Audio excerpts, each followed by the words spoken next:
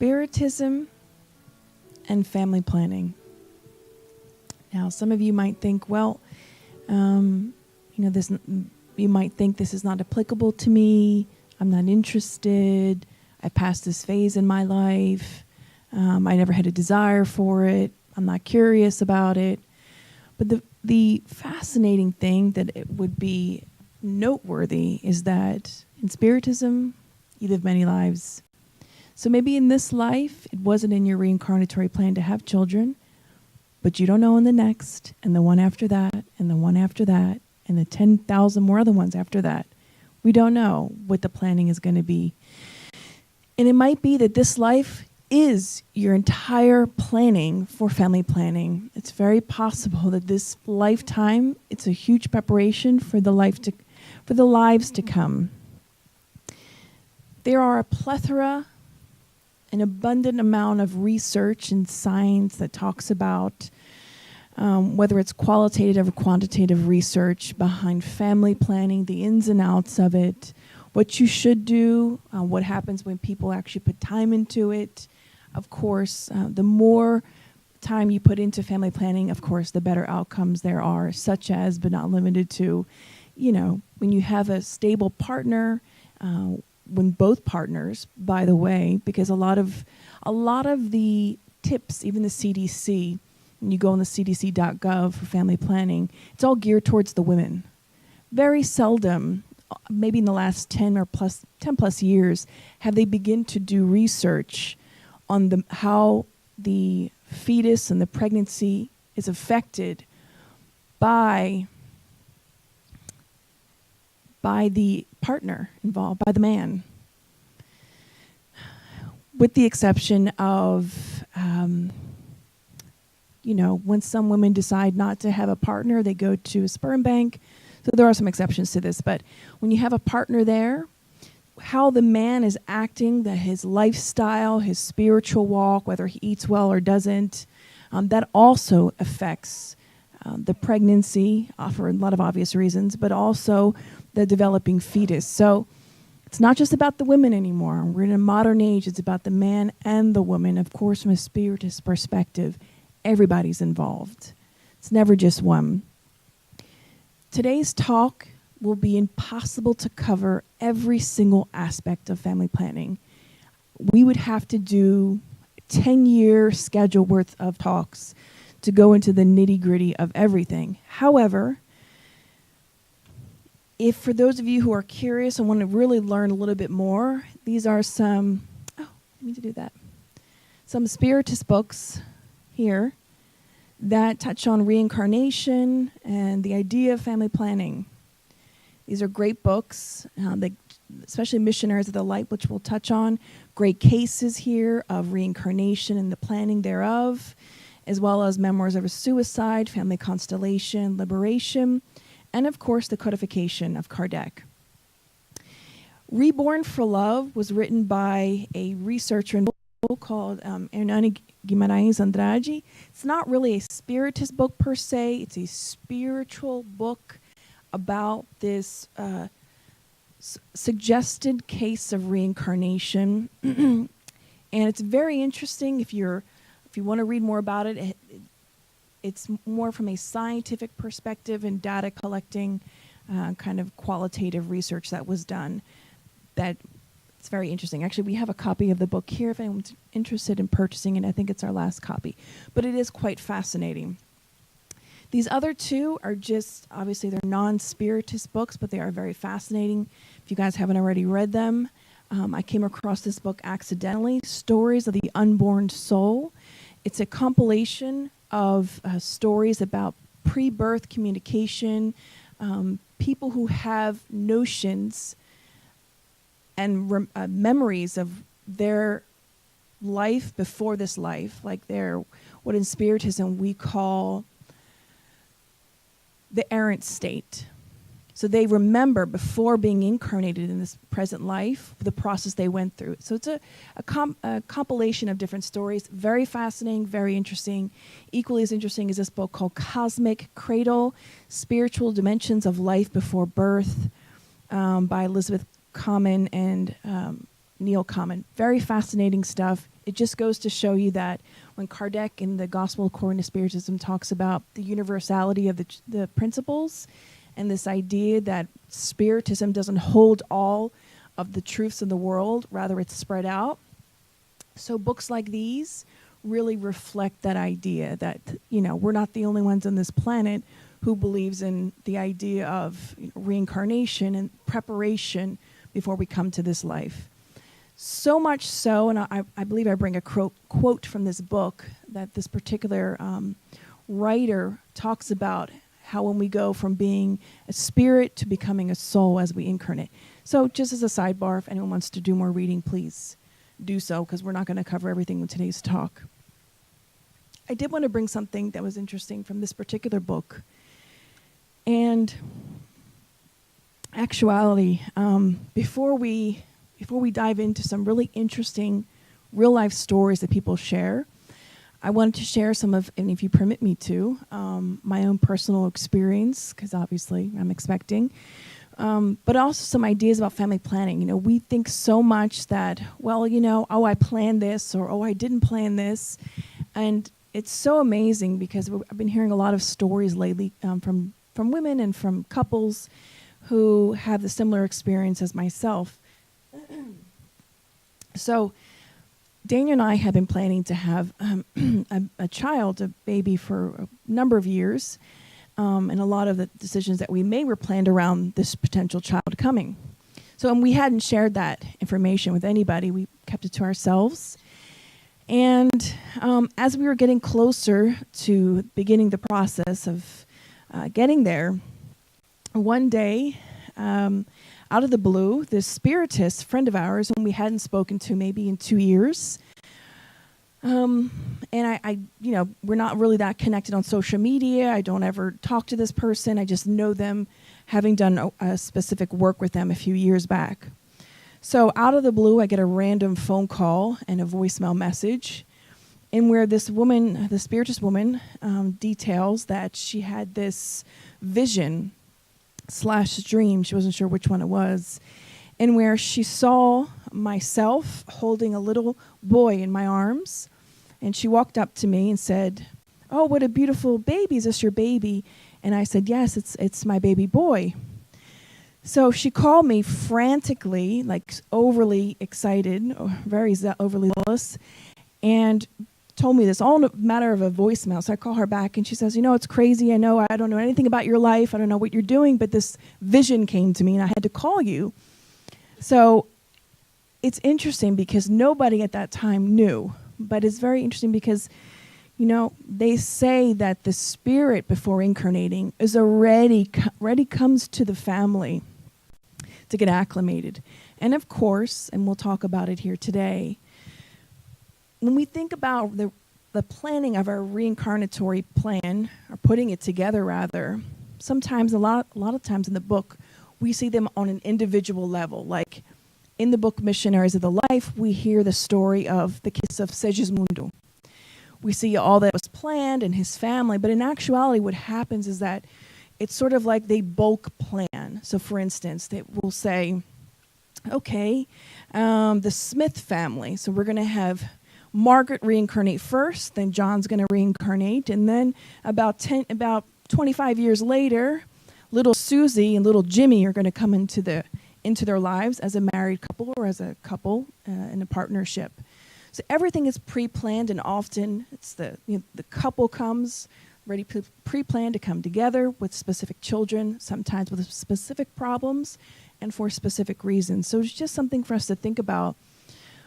How much planning goes into everything that we do. Nothing is by chance, although a lot of people say, "Oh, I didn't plan this, it just happened." And there's a really good, I don't know how many of you know who Sergio Lopez is. He's a psychiatrist in Brazil, a spiritist speaker, Brazilian spiritist speaker.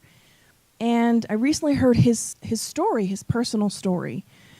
And he's been married for 33 years. But I heard in a talk he gave maybe many, many years ago, he said when he was 18 years old, he met the most beautiful girl he'd ever seen his entire life.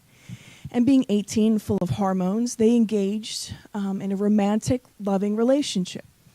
And about 6 to 8 months into the relationship, of course, he's applying to medical school. He gets into medical school. They're still dating. But suddenly, one day she calls him up and says, "Sergio, I'm pregnant." And she said, "I don't know what to do." Well, at that time, and still till today, he was brought up in a Spiritist family. So was this girl. And long story short, they went to see their first prenatal visit. And the obstetrician, the OBGYN, said to the 18-year-old girlfriend, "Listen, you're barely pregnant. If you take this little pill, it'll make your menstruation come back and you'll be fine." So, except when she went that day, she went by herself. She didn't bring her boyfriend with her. So she called her boyfriend up and said, "Listen, I think I'm going to take this pill. And, they told me it's not really a fetus. It's just like some small tissue." And Sergio said, "Absolutely not. You are not to do that. That's not in our belief. It is already a spirit attached." So, of course, some friends would recommend, having the abortion. Here you have 2 18-year-olds unmarried. One's already in medical school and college. And this really puts a damper on their plans. So, as he's giving this talk, explaining this story, he says, "And that beautiful girl that I met when I was 18 years old is here today, sitting in front, and she's been my wife for 33 plus years." And he said, "That child that we chose not to abort is now 32 years old. She became a psychiatrist herself and just gave us 2 twins. So we are happy grandparents." So if you can imagine, we think that things are so unplanned and we don't know what's going to come of it. But with love and some guidance and goodwill, you can make it through. In this particular book that I shared earlier, this is not a Spiritist book, and we bring it just to show, again, for those who came in a little bit later after I said this, that there are universalities of the truth out there. So these are just stories compiled together by Elizabeth Hallett, in which people shared their experience, what they call the preconception experiences, or experiences of having their children come visit them in spirit form before they're born. One particular case is a man named David Bruner, and he describes a preconception visions of Daniel, which is his son. And he says many times, a few years before his son was born, he'd be having a bad day, and then he sees this spirit approach him, who told him his name was Daniel, and said to him, and would give him advice. Like if he was having a bad day, he would say, "Try loving more, try being more peaceful, try being more, kinder to others." And he said he would have this interaction multiple times per month with this particular spirit. And the spirit told him, "I would one day be born as your son." And indeed, about a year or 2 later, the young boy did come and did resemble a lot the spirit that used to appear.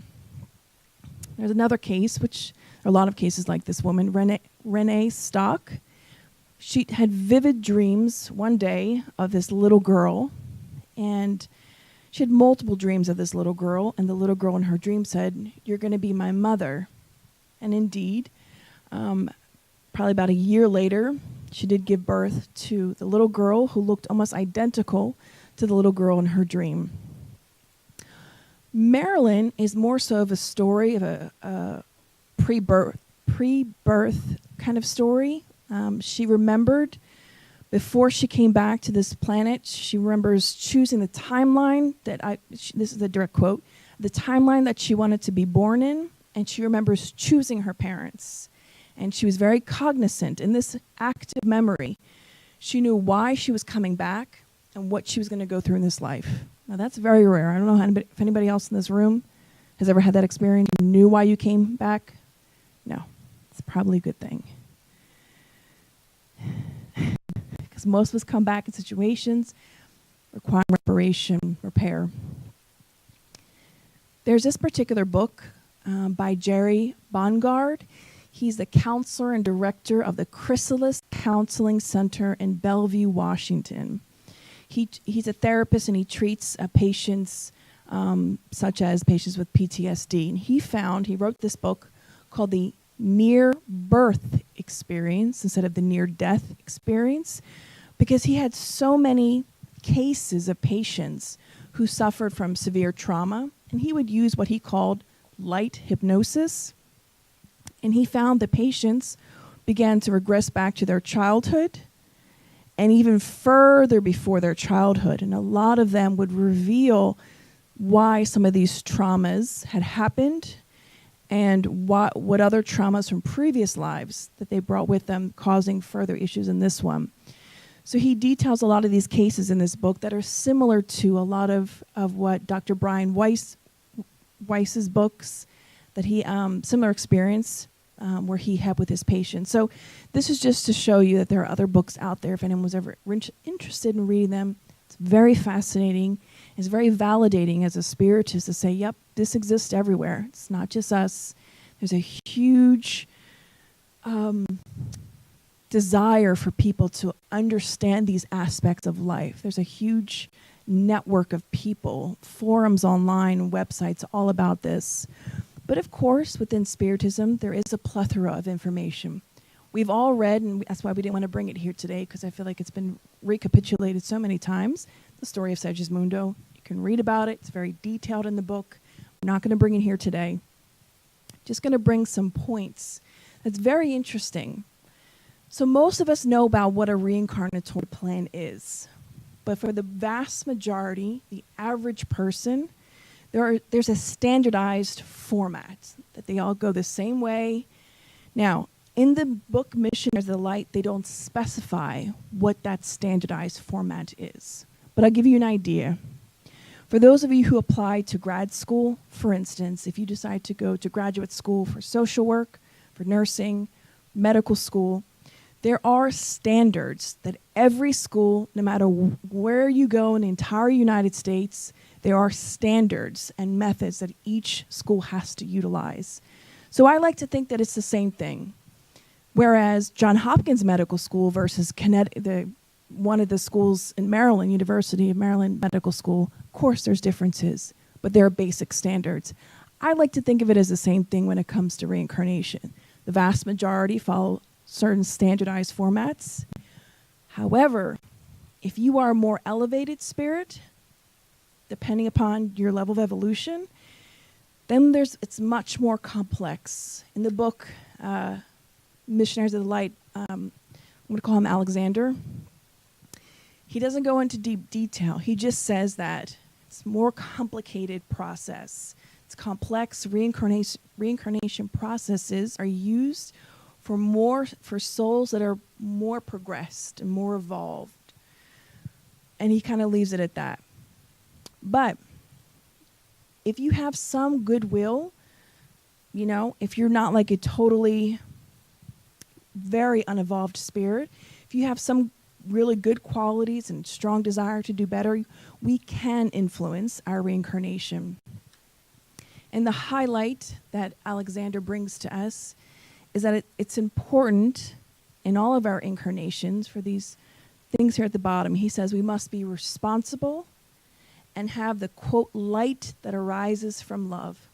He says that it's not enough to have ideas, to have abilities of information. It's not enough just to have the intellectual part of you stimulated. But it's important for us to use love and to be responsible in all of our actions. What does that mean? So when you leave your work or when you go into work, let me ask you a question. Let's say you're the kind of person to go to work very early, like myself. You see the parking lot is completely empty, and those first few spots near the office are like the most desired. So you might park there. But if we really were thinking and being more charitable, we might think, well, I'm here super early. I could park anywhere I want. But what if Jenny from accounting just lives a little bit farther or has a bunch of kids she has to get off to school? What if she tends to get there a little bit on the late side? How about we leave some of those spots open for other people, and I'll take that spot in the back because I probably should increase the amount of walking I do anyway. That's the kind of mentality we're talking about having personal responsibility. Or for example, when you use the restroom, or even better yet, when you live in a house with other people, and you notice that the toilet paper is getting down to the very end of the roll, do you just use it all up and leave it there? Or when you do use it all up, do you go downstairs, wherever you keep your toilet paper at, and get a bunch more, so when your partner or your child or visitor comes, they have something there? Or when you go in your refrigerator and you see there's like a little bit left of the milk, but you don't really feel like throwing it away, so you leave that little bit left in the carton and you put it back in the refrigerator. So it's these little things we don't think about that really show who we are. As there's some quote out there in the world that says, who we are is what we do when no one else is looking. So it's about those little things that really can tell about our character. People often ask about, in Spiritism, when we talk about family planning, how does physical heredity, DNA, and all those types of things go into play? They do play a part. And let me share with you, and I do apologize because I promised myself I wouldn't bring any books in Portuguese, because this particular book I don't think is going to be anywhere near translated in the near future. Dr. Jorge Andrea, he's wonderful. He passed away last year, November 2017. He was a psychiatrist in Brazil and a speaker and a great writer and a wealth of knowledge and very close personal friend of Divaldo Franco, whom we all know. This particular book, which I translate as Palingenesis, the Great Law, Reincarnation, where he goes into detail, and it's quite fascinating. He describes the journey of the sperm to the egg. So in medical science, they talk about, the fastest swimmer wins. It's that one swimmer out of a billion. Well, from a spiritist perspective, scientific perspective, Dr. Jorge Andreas, he describes it like this, give or take, in this book and other books, that the incarnating spirit, who we all vibrate, energy, this magnetism, sort of navigates the right sperm to reflect his own DNA, the right sperm that needs to be chosen for that particular incarnation, for that spirit. And not only that, the egg, the singular egg, usually it's singular egg, sometimes there's more, the singular egg that's to receive that sperm begins to emit something, a substance, to attract that particular sperm that spirit has guided through his magnetism. So it's never like by chance, because that particular sperm that spirit needed could be a sperm that has defective DNA in it. And why not all the other sperm that's perfectly healthy? But it depends upon what the experiences are needed for that particular lifetime. So nothing is by chance. Everything is specifically chosen.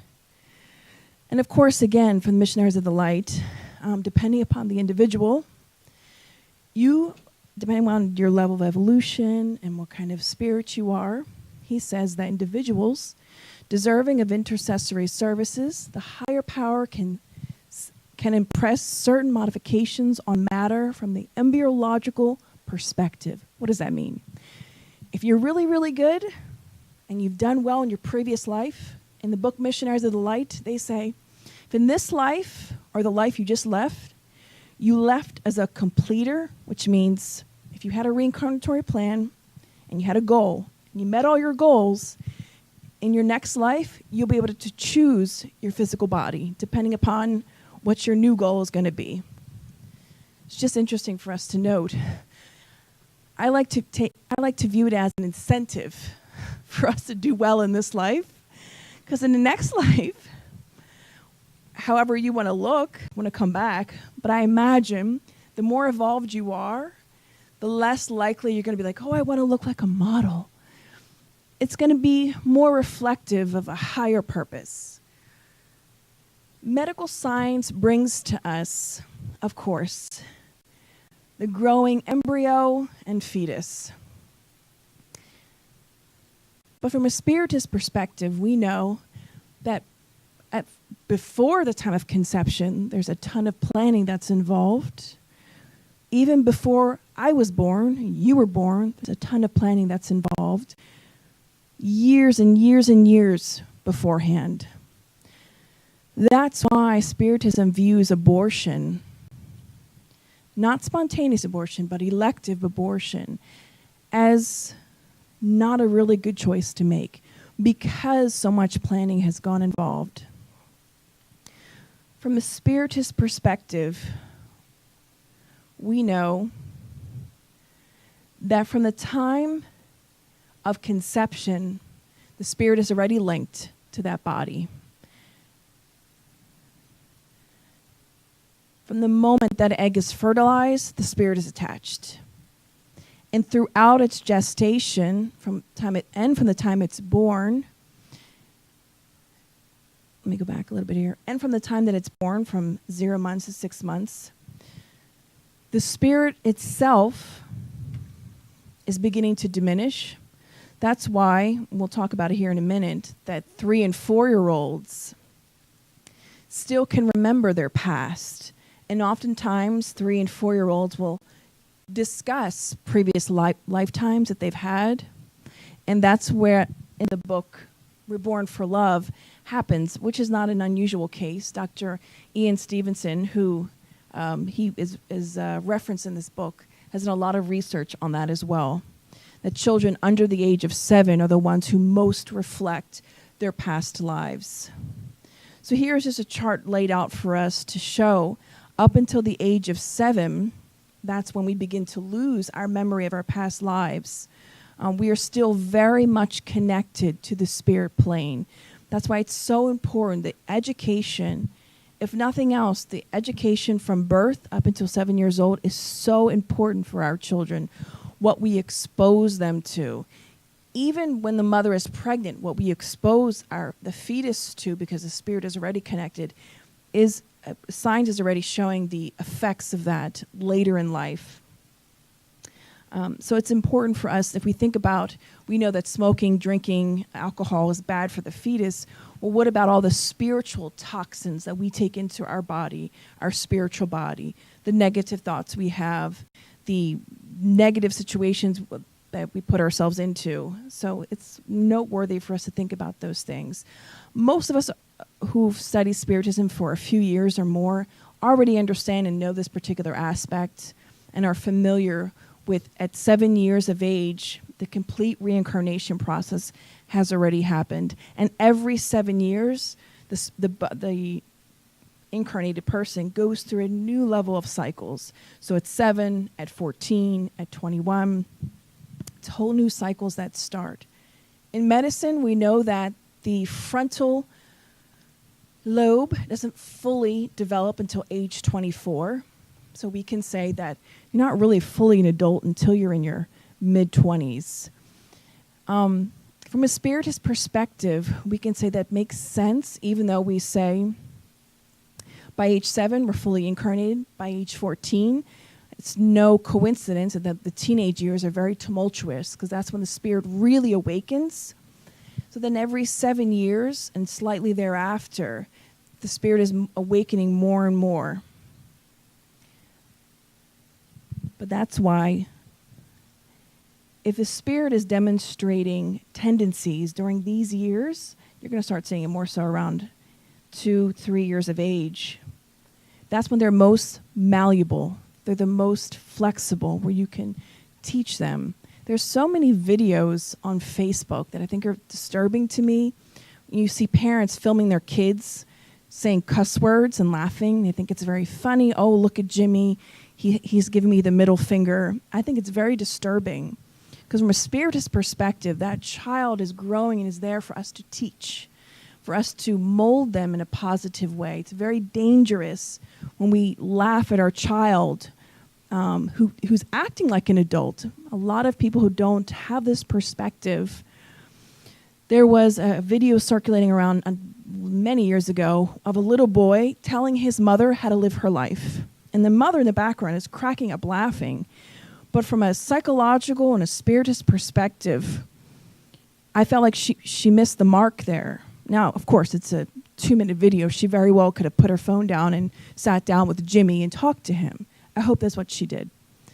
But from our perspective, you laughing at a child who's clearly displaying a certain behavior and trait that needs to be educated, and if we don't, they can grow up and be problematic for society, but also for us.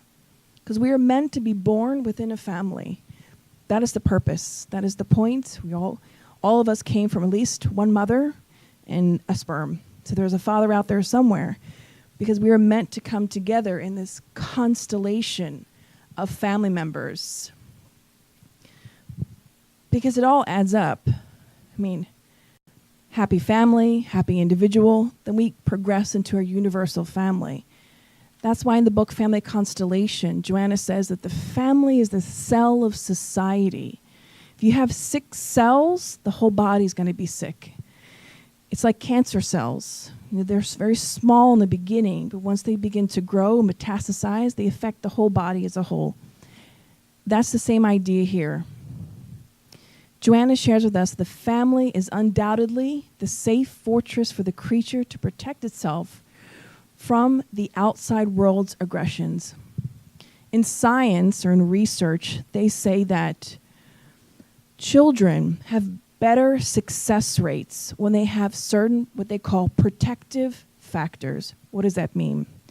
Protective factors can be this: a loving family, a good, stable mother and father who have stable environments. So if the child goes and is bullied at school, or the child goes to different trials and tribulations and challenges, but if they can come home to this safe fortress, they're able to build their self-esteem and be more resilient. There are exceptions to that rule where children grow up in abusive situations and circumstances, but still come out resilient. That speaks more to the child and the incarnating spirit and the choices he or she has made in previous lives, and of course their mission, than it does to the family itself. Joanna shares, we're sharing another quote that just says, life is not improvisation. Life isn't about, just go with it. Whatever happens, happens, we'll just deal with it. No, everything is planned. It is a result of superior planning and needs to be led with serenity and confidence. Nothing is by chance, nothing at all. Nothing happens by chance. There are conducting impulses that transcend human perception. I love the story that Givaldo tells of his brother, who was somewhat wealthy, at least compared to Givaldo. When Givaldo was building Mansion of the Way 30 plus years ago from nothing, we'd get very angry at this one particular brother who always seemed to have money, but never donated to the Mansion of the Way.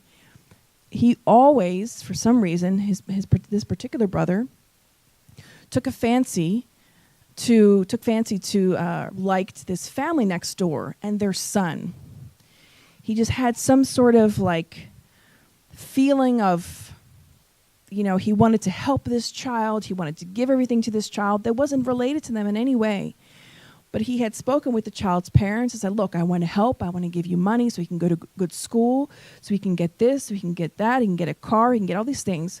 Givaldo, for so many years, seeing all this happen, it hurt him so deeply. Well, you're my brother, you're supposed to help me and all these children, and you're helping some stranger? Well, one day, after many years of suffering with these thoughts, his mentor, one of his mentors, I believe it was Joanna, who came to him and said, look, enough. I have to tell you the backstory of your brother and this random little boy. And I'm going to paraphrase because of time. In a previous life, your brother wronged this boy on a grand scale. And in this life, the It's not by chance that family moved right next door to where your brother was living. It's not by chance. Life is perfect in the ways of balancing out our debts and needing to restore things. So he came back into your brother's life because your brother owes him. That's why he's doing that. Leave him alone. Let him do what he has to do. It's his business. After that, Givaldo understood and left it alone, and understood that each one of us has our own personal mission. From our eyes and our perspective, we might think, that's such a waste. That's so useless. Why is that person doing that? They're wasting their life. We don't know the mission, however small or weird, different from our perspective, is somebody else's life. We don't know. Many times in the book Heaven and Hell, it's here, there is a story of a man being born homeless. I believe it's in the Heaven and Hell, or it could be a story I heard somewhere else, of a man being born homeless. He wasn't born homeless. He was born to a very poor situation, became homeless. And after he died, they evoked his spirit. And basically, people looked at him like, gosh, he's this poor homeless man. How come he didn't do something with his life? They said, look, the whole purpose of that man living in that city, he didn't need to go through that. He was a missionary. He came just to be there to help others in that particular city, to grow their desire for charity, to help others. That was his purpose, because people in that town needed to be exposed to that. So never question God's wisdom in life. But one of the greatest missions we have in this world is not only to be a parent, but to be an educator of a child, whether we are a parent or guardian, because many of us are raised by our grandparents, aunts, uncles. Kardec asked this question, is parenthood considered a mission? Of course, it's a great mission. And at the same time, a great duty, which involves parents more than they might think concerning their responsibility for the future. What does that mean? If I don't take the opportunity to raise my child or children correctly, whether I'm a parent, guardian, and that child grows up, becomes a criminal because of my negligence, in the future, I'm going to have to pay back, if you will, that debt to society and to my child. Without a doubt. We can read stories all up and down Andrea Louise's collection of such things. But nowadays, there are so many types of families that exist out there in the world that it's all good. As long as two people are coming together, willing to raise a child with love, dignity, responsibility, and hopefully with a large amount of spirituality and connection with God. But there are different types of families that we wanted to talk about, spiritual ties and bodily ties. So how many of you have a friend that feels more like a sister than your own biological sister, or feels more like a family member in your heart than your actual family? Okay. Someone out there in the world has had that sensation. Not everybody. Some people are actually single or an only child, so they don't have no idea what it's like to have a brother or a sister. So you might not know what that feels like. That's okay. But you might feel a sensation where, oh, this person is more like a mother to me than my own mom. Doesn't mean that you don't like your own mother. Just means you have some deep spiritual connection. We often like to say that the members of the Spiritist Society of Baltimore are very much like our spiritual family, especially for those who have been here for a very long time. We've been interacting and working together. There's nothing wrong with this. We are born into the bodily ties, the blood ties that we need to grow. We all know this, and it's totally okay. Spiritual ties are often souls we have known and lived with many, many incarnations ago. It's a beautiful thing if you're blessed to have somebody in your life who you feel is so close to your heart that it's beyond DNA or blood ties. It's far way and beyond. What's that? I think it's very, yes, Yasu's saying, is that often? I think it's very rare that that actually occurs. More times than not, the only family we have of our the DNA, the physical family we were born into, with a purpose to come back, to restore, repair, and make amends with. If not in this life, then the next. But hopefully, as Jesus said, go and make peace with your brother while you're still on the road with him.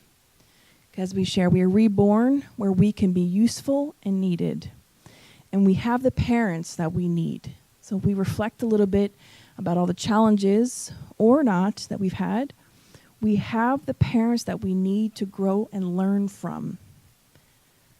So that's pretty deep, given that majority and the average person in our lifetime, as Yaska was saying, and the majority of us are in situations where we need to repair and restore, which often means that we have a lot of challenges. In Spiritism, a lot of people are very focused on... Oh, that's not what I want now. Many people come back in families to restore, repair, and this redemptive process. And they focus on that. They say, oh, I came back at this life. This family is karma. It's what I did bad in a previous life. I just have to get through it.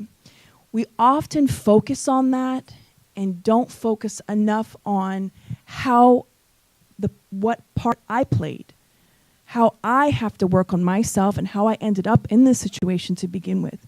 Instead of just saying, oh, it's just my karmic debt, or this is through action and reaction, I'm here because I have to pay off these debts.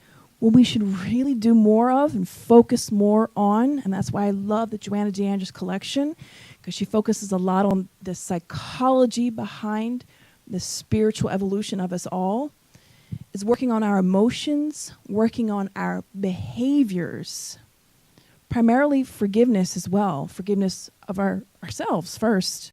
Let us forgive ourselves, but also to forgive those in our family. And undoubtedly, we already shared about the family constellation. Each person plays a vital role.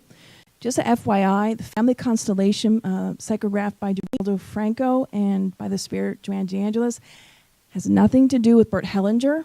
Just a sidebar, because people might Google family constellation, it's going to come up Bert Hellinger.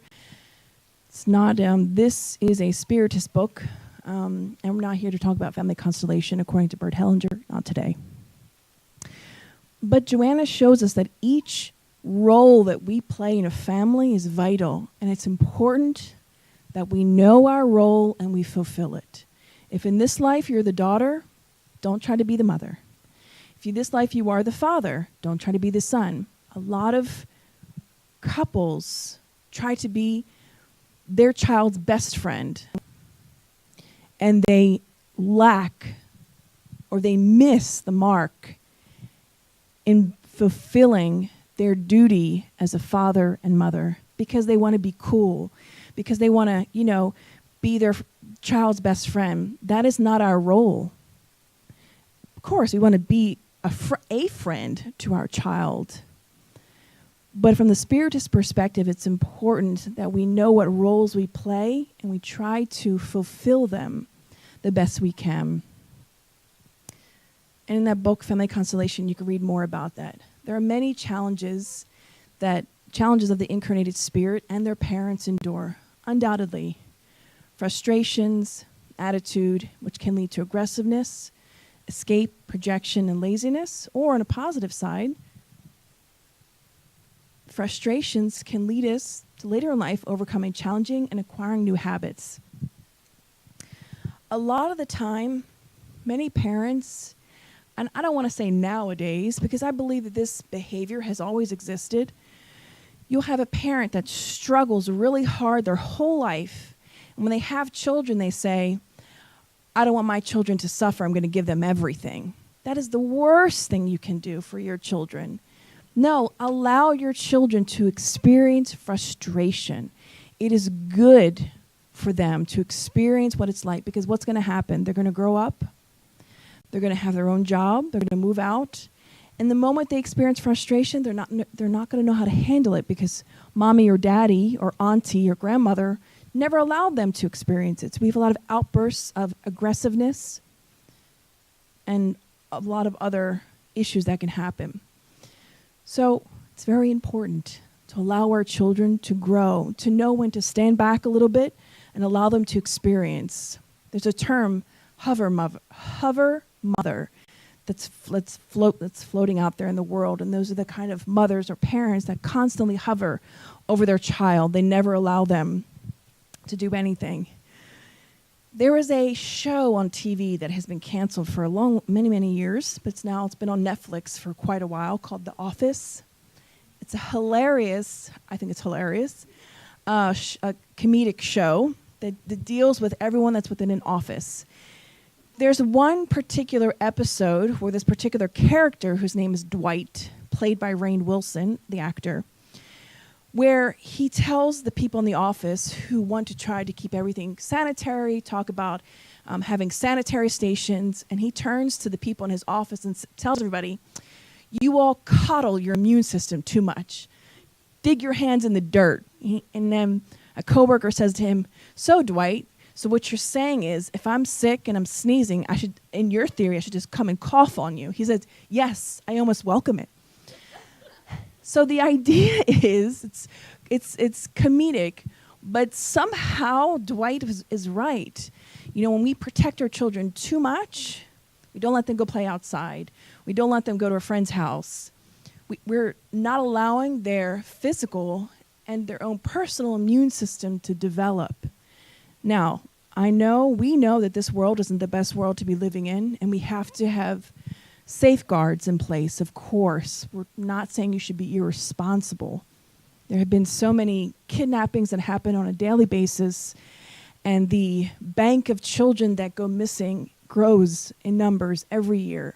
We're not saying to be irresponsible, just saying to consider, to allow your children to experience some life. This has to do with, we talked about heredity, and in the Spirit's book, parents almost always transmit their physical likeness to their children. Do they also transmit a moral likeness? There is a theory out there that's rotating somewhere about this idea that parents pass on their moral likeness. Spirits say no, because their souls or spirits are different. The body proceeds from the body, but the spirit does not proceed from the spirit. There is no other link than blood kinship among descendants. I would add to that by saying that, and this is modern psychological science will tell you, that our kids pick up on our habits. So if you are the type of parent that lies or does immoral acts, it is very possible that that child can pick up on that behavior. Sometimes not, but sometimes yes. So although they don't inherit or transmit a moral likeness, we can teach them one way or the other. Do the spirits of the parents influence or exercise an influence on their children after birth? A very great influence. Because we have already said spirits should aid in one another's progress as it is. The spirits of the parents have the mission of developing their children through education. This is a task for them. If they fail to perform it, they will be guilty. Undoubtedly, we work with the law of action and reaction. What we lack, what we haven't planted, we can't possibly harvest. And if our children can't harvest good moral qualities and fall into despair or destitution, yes, that falls in part to us. Again, in the Gospel, chapter 14, item 9, it's quite lengthy, and I will let you all read this at your leisure, but I don't want to I don't want to take up a whole lot of time here because we're coming to an end. But this is a really important part in chapter 14 by St. Augustine. It is a fantastic chapter. We just grabbed a small snippet. where St. Augustine says, you must understand humankind's grand role. You must understand that when you produce a body, the soul who incarnates in it has come from the spirit world in order to progress. Knowing your duties and put all your love in leading that soul to God. Know your duties. He's telling us that it is so important for us to be responsible and to lead that soul to God. This is the mission that has been entrusted to you, for which you will receive recompense if you faithfully fulfill it. The care and education you give it will help in its self-improvement and future well-being. Remember that God will ask every father and every mother, what did you do for the children whom I entrusted to your care? If because of your fault they have remained behind, your punishment will be to see them among the suffering spirits when it depended on you for them to be happy. There are plenty of cases in the book No Solar and throughout the Andrea Louise collection in the spirit realm. I think that's what it's called, Life in the Spirit World, rather, of mothers suffering on the other side, looking at their children stuck in the lower zones because they didn't do all that they could have to educate them, to teach them. Even Andrea Louise's mother, who, when he discarnated, was on a higher realm, had said to him at one point, when he was giving her all these compliments of how wonderful she was, you were amazing, Mom. And at one point she says to him, I could have done a little bit better. There were some things I could have done a little bit better. Something for us to reflect about. In the book Family Constellation, just as we come to an end here, you might think, well, I'm not a mom. I mean, I'm an aunt or I'm an uncle or I'm a pseudo-aunt or uncle. Those roles also bring with them responsibilities. I highly recommend, if you have any interaction with children within your family, whether you're aunt, uncle, or it's your third cousin's child who you happen to watch once a month or something, Family Constellation by Joanna DeAndres is a phenomenal book and reinforces every role that we play and the importance that it brings with it. Just some family planning advice from a Spiritist perspective as we wrap it up here. Because many people ask, well, this is applicable to those who, again, could be parents or aunts or uncles, but more importantly, parents, or specifically parents.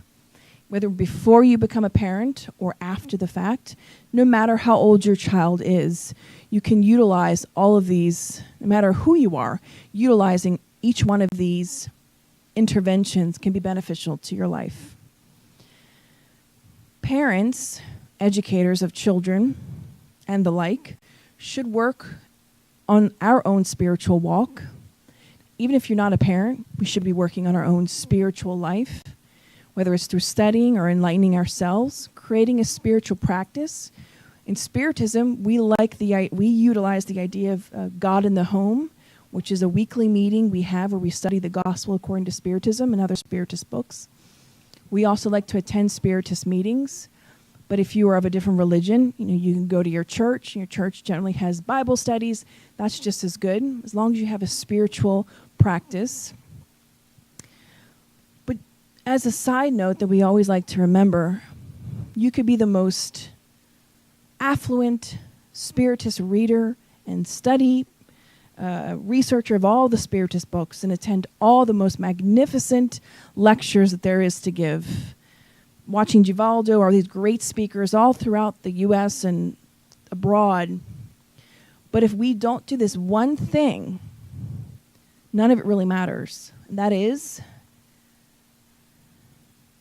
learn to put it into practice.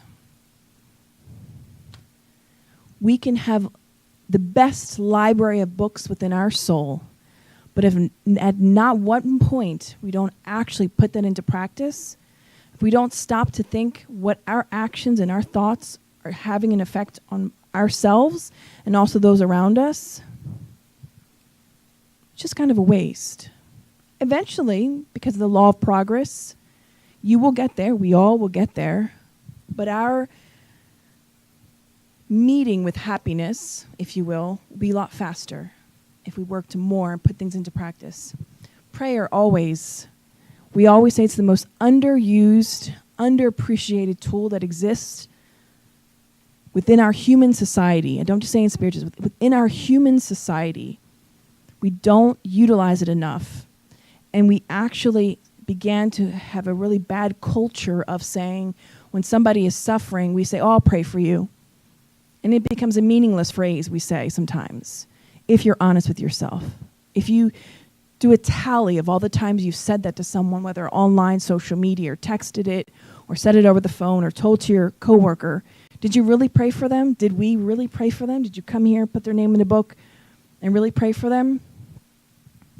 Joanna Deanne just published the book called Open Your Heart and Find Happiness, which we're sold out of, but it's in our library. In that book, there's a chapter about prayer that she says, when someone comes to you and says, oh, please pray for me, you say, oh, absolutely, I'm going to pray for you, but please pray for yourself. And if the person says, I can't, I'm so distraught and disturbed, you can help them right then and there, if possible, to pray. Because there are times where people go through such traumatic situations where they are so deeply disturbed that they are unable to find the strength within themselves. Intelligent sleep. We've talked about this here at the center before. Also, very underused tool. How many of you have ever utilized intelligent sleep? 1, 2, 3. That's okay. I like that we're all being honest here. That's totally okay. I haven't always used it myself. The few times that I have, it's really worked. And I probably can count on one hand, honestly, of all the times that I've used it. But it's worked every time. Intelligent sleep. Before you go to bed at night, you say a prayer. We should always say a prayer before we disengage from our physical body. But intelligent sleep is a prayer that we pray to God, to our spirit mentors, to say, I need help with X, Y, and Z. Please, during the hours in which I'm disengaged from my physical body, allow me to attend this therapy session, or allow me to meet Sharon from my work to make amends with her, or I really want to make amends with this friend of mine who lives over in Kentucky, and she doesn't talk to me, or he doesn't talk to me, but I really want to make amends. So, of course, any prayer that we have that's for goodness will be heard, and according to the plans or however things are going to be working out, it will make a difference. The good spirits will always help and intercede, so it's always beneficial to use that. But ultimately, we have to create healthy habits. We recently shared this Thursday at our study group here. That's from 7:30 to 9 p.m. every Thursday evening. We study the Spirit's book. Please come and join us. I want to share I shared a personal experience, which I'll share again because not all those who were here today were here on Thursday. This past weekend, we were in Florida at the annual conference that they have, and they had various well-known speakers, Dr. Alberto Almeida, Haroldo Diaz, Dr. Sergio Lopez, and of course, Givaldo Franco. And we were there from Friday to Sunday, and it was an amazing experience. It was over 600 plus people, and the spiritual atmosphere of love, positivity was so densely felt that upon my return, I felt like when I walked into work that I was floating on this cloud 9, just effortlessly. Literally, I felt lighter, which Spiritism has an explanation for that. And I began to think to myself, wow, what kind of spiritual life am I living that I don't feel like this every day? So I'm clearly not living my best life because I don't feel this lightness, this connection with God on a daily basis. So it was a call for myself, and I hope others who attended that day, to reflect of what kind of spiritual walk we are walking as individuals.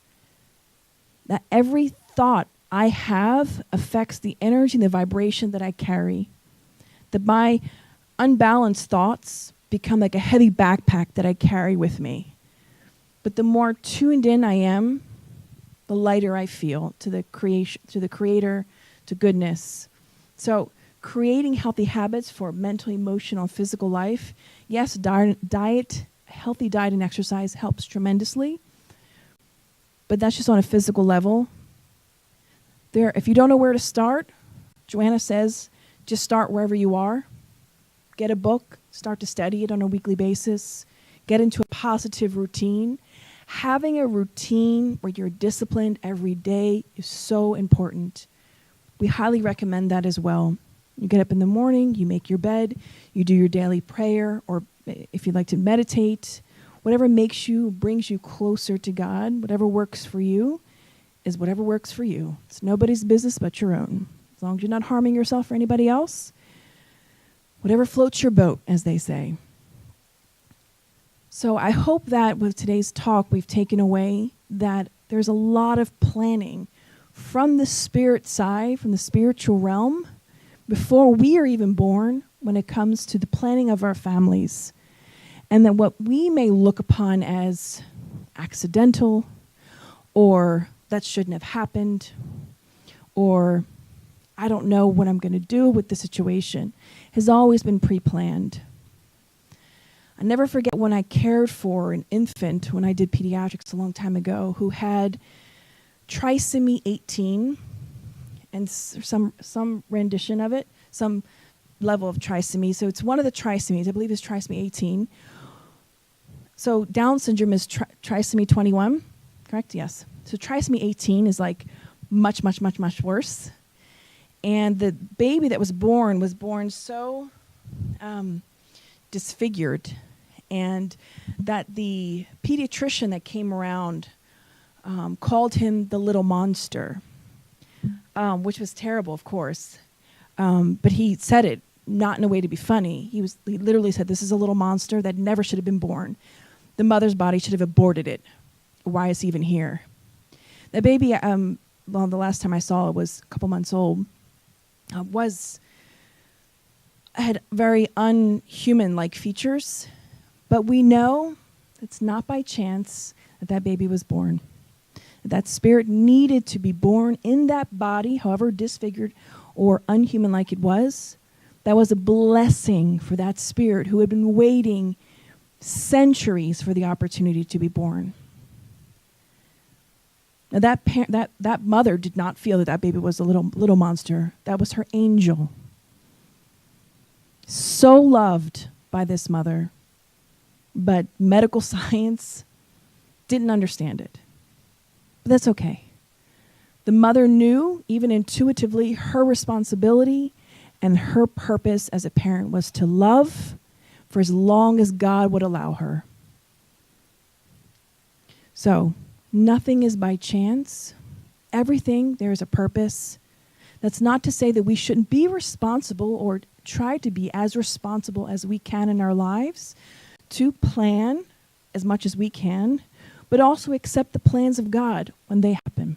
So thank you all so much for listening to me go on, and I hope that the message of Spiritism was shared here this evening. And if nothing else, please go do your own homework. I encourage you to read from the aforementioned books, which I'll show here again in 1 second. Read from these books. Buy these books online. We have some of the books here, especially the Spiritist books. I recommend first and foremost the 5 books of the Codification, amazing books, and the Andrea Louise collection, Joanna DeAngelis, and of course now a lot of the Ivone Pereira, Amaral Pereira books are now being translated. Memoirs of a Suicide, On the Canvas of the Infinite, I think it's called. So they're amazing books that through mediumship have brought a new sense of enlightenment and purpose in our lives. So thank you all so much. And we have like 5 minutes for questions or comments or not. Let's go.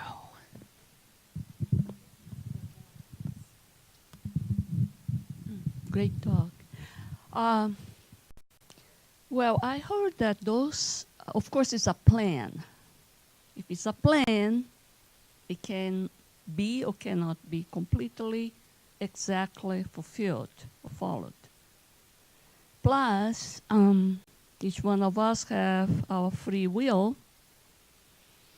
and we have old habits, tendencies not to follow patiently, chronologically, the things to come. So sometimes we go ahead and meet someone in a very enticing situation. Sometimes not exact, doesn't need to be in a carnival, but can be something that is true. We think is a true encounter. And it's not, because that thing didn't go, but can generate, unfortunately or fortunately, a baby or something more definitive. And then the one to be, that encounter that was in the plan, well, it was supposed to happen many years later, but because I was engaged or something, I also start to go in another way. So how this all mess turns in the end in terms of our evolution. So if the plan was for the best for my evolution, how now with this, things happening between plan B, C, D, how my evolution goes? Thank you so much for that question, Yasko. So we have free will, and you're right.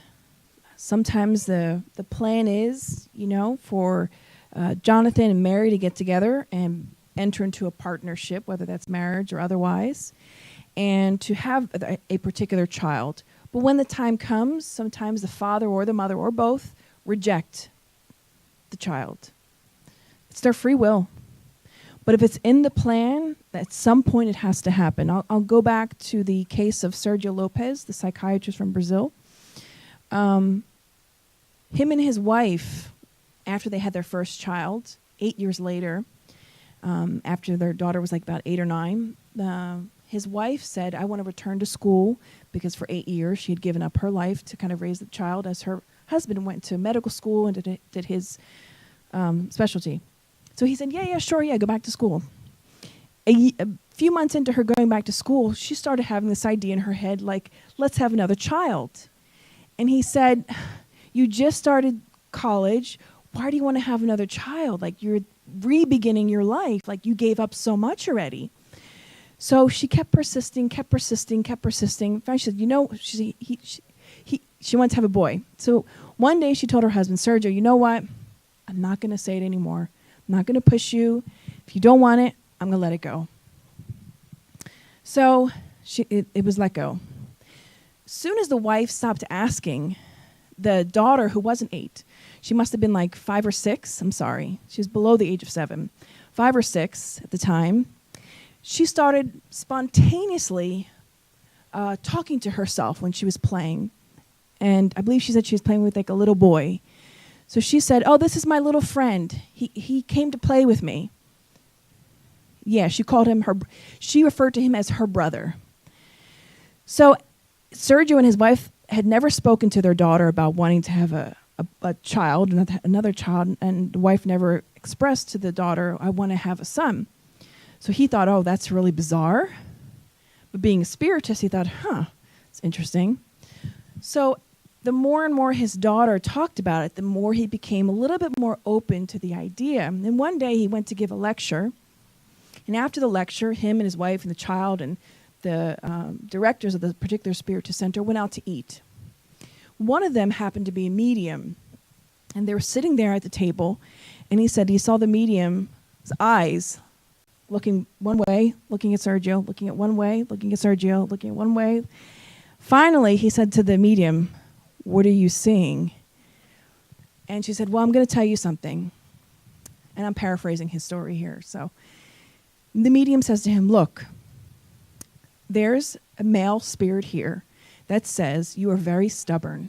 He's been trying to reincarnate for a number of years already. And then previous lives, you've done the same thing. You promise to let him be born, but then you get wrapped up in your own life and you don't allow it. And he said, this life, he's trying to utilize the daughters to make your heart more softer. And he says that he is, and oh, give me goosebumps. He is your old friend. And he said the fears that you have in your mind will completely go away the moment you hold him in your arms, and you will remember who he is. So after that, of course, he told his wife, well, as a spiritist, I probably should stop giving lectures at this point because this is terrible. And so from then on, him and his wife began to try. And indeed, they did have a boy. And indeed, when his son was born and he held him in his arms, he said, I knew him. This is my friend. So we have free will. And if we are meant to redress and enter back into this redemptive role, if not in this life, it's going to have to happen in the next. Nothing is forced upon us, but eventually we will have to come to the realization that love covers a multitude of errors. And through love, through family, that's why babies are born so cute and adorable, and we have like this desire to love them so much. It's for a purpose, so we can view them with a lot of love. So, much like everything else in life, now or later, we will have to have that experience. But we have free will. Miss Paula, can you go back to Paula? Thank you. That was at your usual high caliber of talks. I'm interested in the spirit of the aborted child. I think I might have heard that it was probably in the reincarnatory plan that the spirit was going through this rejection. However, I'm thinking this spirit is not in a body. There cannot be the usual emotional experience registered in the peri-spirit of rejection, or is there?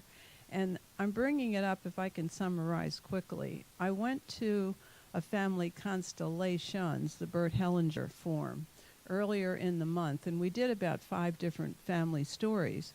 The most moving was a lady who presented an issue, and as her story unfolded, because the person playing her got frozen and couldn't move and was staring at the ground, the facilitator knew that was a deceased person. So it turned out to be a baby girl she had aborted at about 3 to 4 months. What happened from that experience was that the spirit playing the aborted daughter was totally at peace. That spirit was not registering any discomfort, but it was the mother's job, and she spontaneously got down on her knees and asked for forgiveness and did the rebonding with this aborted spirit.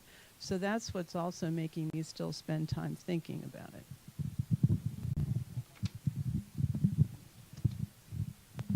Great question, Paula.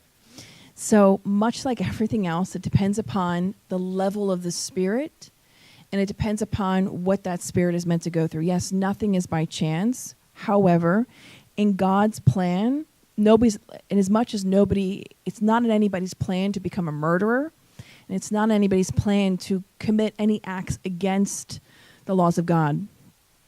However, after taking a statistics class few years ago, I realized the profoundness in statistics, and that the higher spirituality must use this idea of statistics. So for instance, statistically speaking, if a woman has the habit of many incarnations, or in this life, she is of the belief system that abortion is okay, statistically speaking, there is a chance that if a child comes in a situation that is not planned, that particular woman might have an abortion.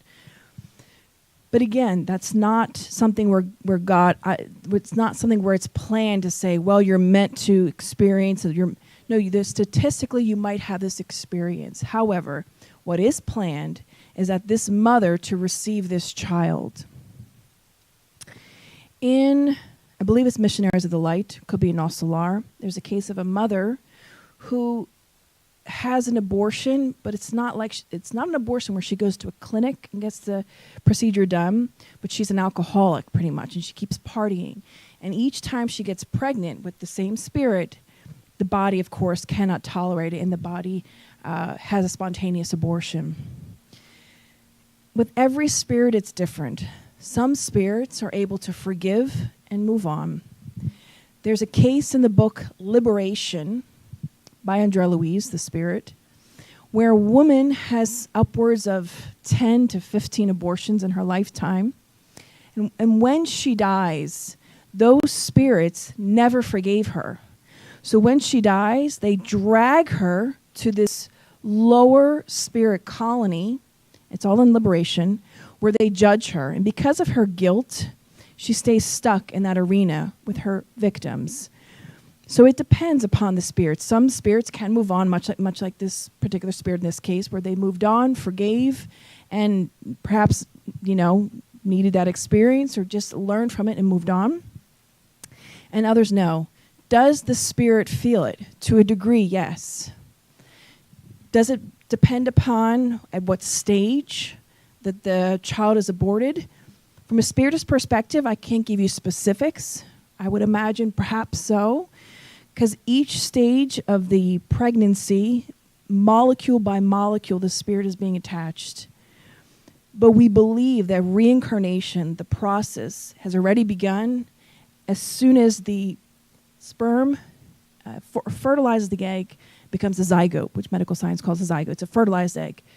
Once that's done, when conception happens, the process of reincarnation is already established, at least the first few steps. So if that spirit has every intention, has been waiting, knows its plan, of course it's going to be painful to know that the mother didn't want it or has that rejection. But again, depending upon the level of the spirit, how it chooses to feel and process all that, we can't possibly know unless you tap into that and know it for sure. But there is repercussions, sure, and especially for the woman as well. And that's why in Spiritism we say that we don't believe in karma. We believe in the law of action and reaction, which has a redemptive piece to it, which says, look, if you transgress one of the laws, God isn't about, you kill someone, you're going to be killed. Through the law of love, we always encourage women or people who have taken part in abortion to learn to love children that aren't theirs. There's a beautiful story circulating on the web right now of a former Disney princess who played it, I think, in Disney World or something. And I think, which doesn't really matter if they kicked her out of Disney or something because she had an abortion. But her life story is very interesting because later in life, she decided to adopt all these children, 5 or 6 of them, because she felt like she ended the life of her fetus, and she regretted doing that. But the only thing she could do was to adopt a whole bunch of kids and to love them.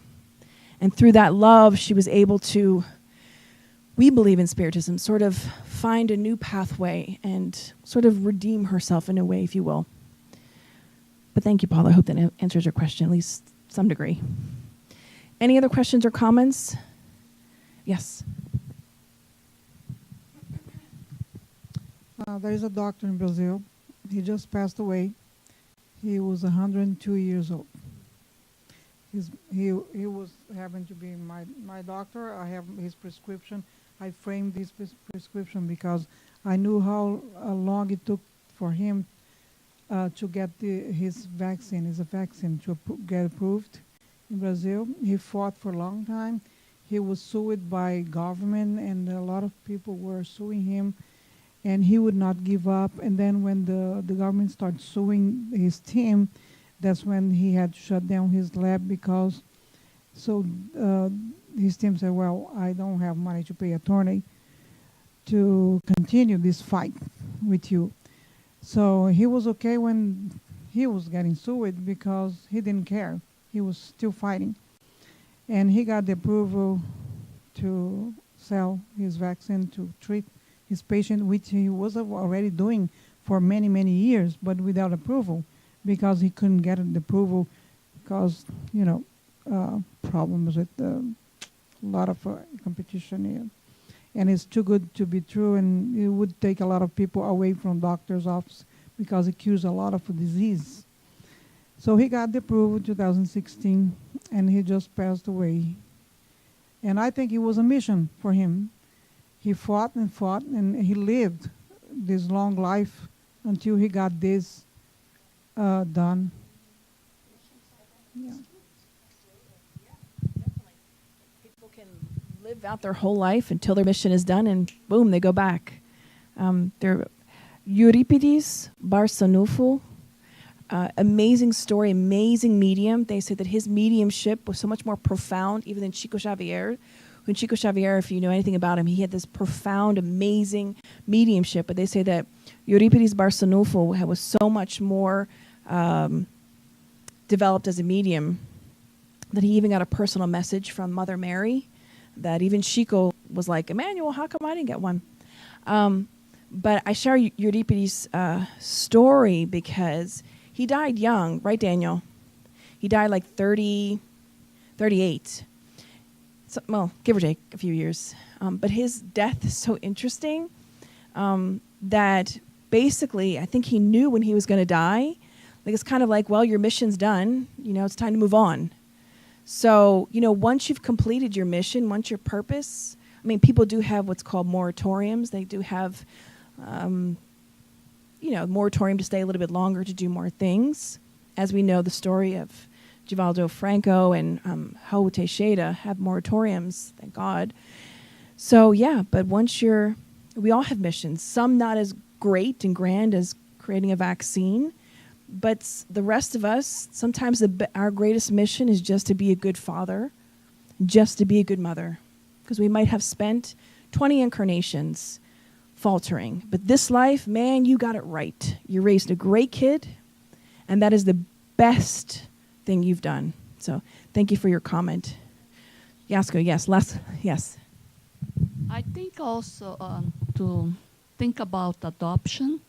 If we don't get the kids in our way for some reason, because we postpone, whatever, or we can't get, the adoption stories are so beautiful, of soul that somehow they find a way to get to you and be your family, part of your family, your evolutionary path. So it's a option, is a welcome option, the adoption of kids. And sometimes they put together twin, that is not meant to be the first one, but the second that comes like, contrapeso, like another.